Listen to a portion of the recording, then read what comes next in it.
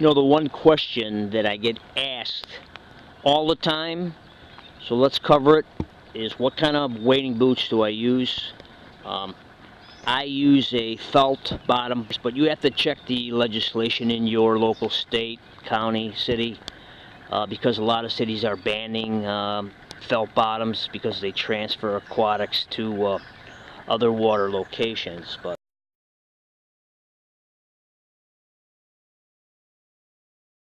and the other question I get asked all the time is, what kind of waders do you wear?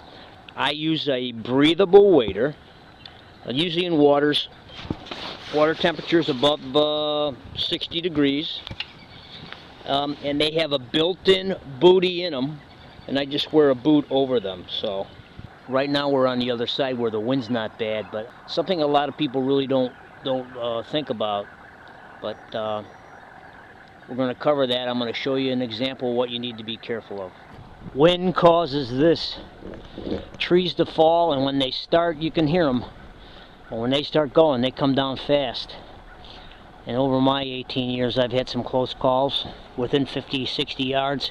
And you can feel the percussion when they hit the ground. So it's dangerous in windy conditions. Right now we're fishing in about 25-mile-an-hour winds trying to stay protected. So we're going to check the water temperature. Looks like 60 degrees, 58, 59. I don't have my glasses on, right around there. That's a key time to start honing in on some top water baits. And I'm going to throw Jerry's bait. We released it on the market in 2010. So let's see what we can do, but the water's warm enough to do some top water fishing. And we already got one 20-inch smallmouth today. And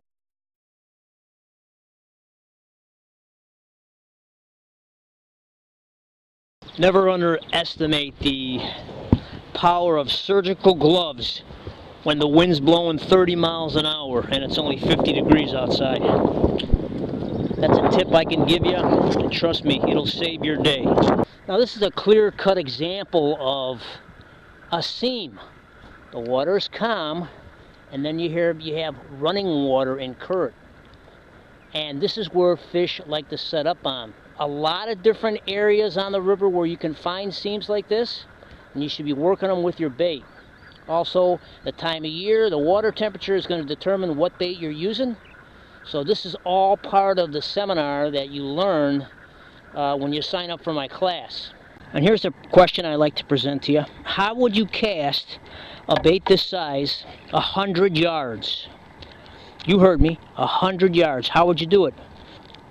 There's subtle indicators that you should be following up on, not only for a top water bite, but on where you're going to find some fish.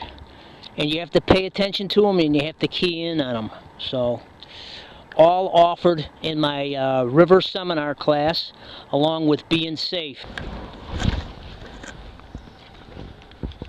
Let me demonstrate to you how I'm working Jerry's bait today. Like I had instructed you once before, I think it's better that when you move the rod tip and you jiggle it like this, you get the best action, the best walk the dog. They just want a lot of splash, a lot of popping, a lot of left to right action.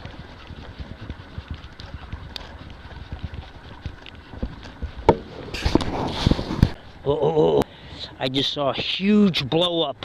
That was definitely a smallmouth. That was not a gar. I'm going to work my way over there. Hang on. Okay, let's see if we can get this guy to bite. There he is.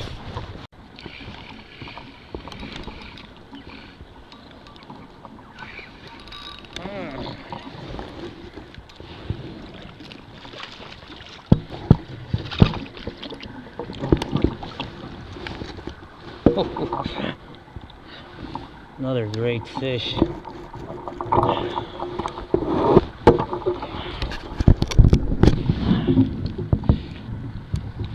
Stay tuned, folks.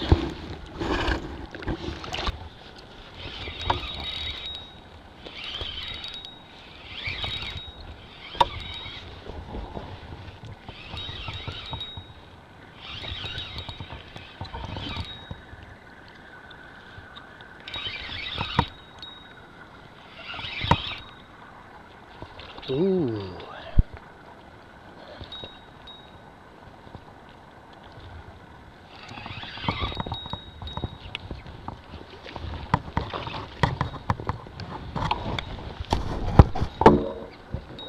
Another decent fish. Another 3-pounder maybe.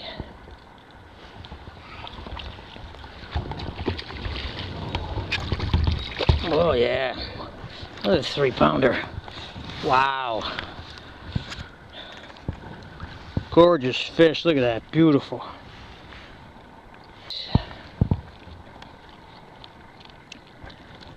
I heard that fish busting water. It's been quiet. But she's been slurping at the surface, chasing bait. So all I did was just kept repetitively casting there. Little persistence pays off. Out of here.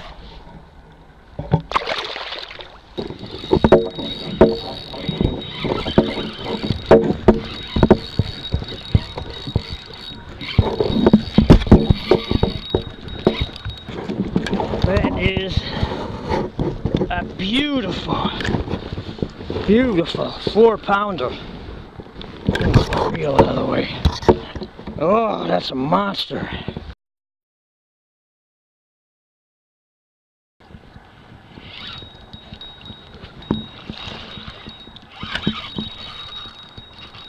See how he runs that drag out?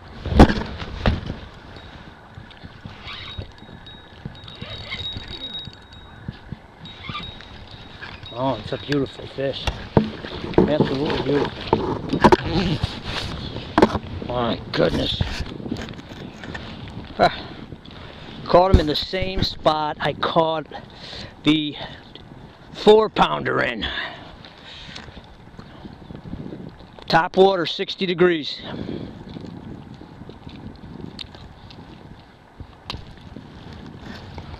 Ain't fighting like a smallmouth. Decent smallmouth. I got a foul hooked. Subtleties, boils at the surface. That's the one thing about Jerry's baits, folks. He gives you great hooks on these baits. You know, I had anglers write me and say to me that they wanted to change the hooks on Jerry's baits, but trust me, they're very sharp and they're very strong. So I've caught some big fish on it. I've never lost anything because of the hook. So I'm not showing you the small fish. It ain't worth wasting my battery for in case we get some more monsters. Hey. Well, if it's a smallmouth, it's big. Let's see if we can keep him out of the weeds. Oh yeah, nice. Oh, what a monster. Come on, baby. Come on, baby. Oh yeah, look at this. Oh, another 20. That's 3 in one day.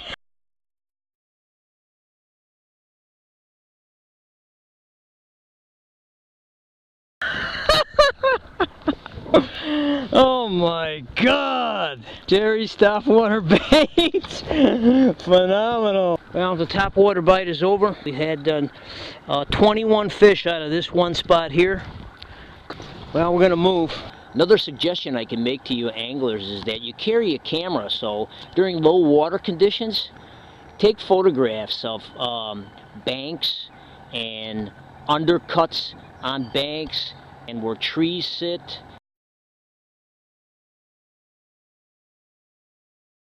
And cutbacks in island areas, so that when the water is high, you can review those photographs and you can go back and fish those little eddies and pockets that fish will be stacking up in. You'll be surprised how often you find fish in those spots. This is Captain Bob Sanangelo from Kankakee River Valley Guide Service. Call me if you'd like to enroll in the smallmouth class. It's by appointment only. We'll make it a fun day on the water. You have a great day.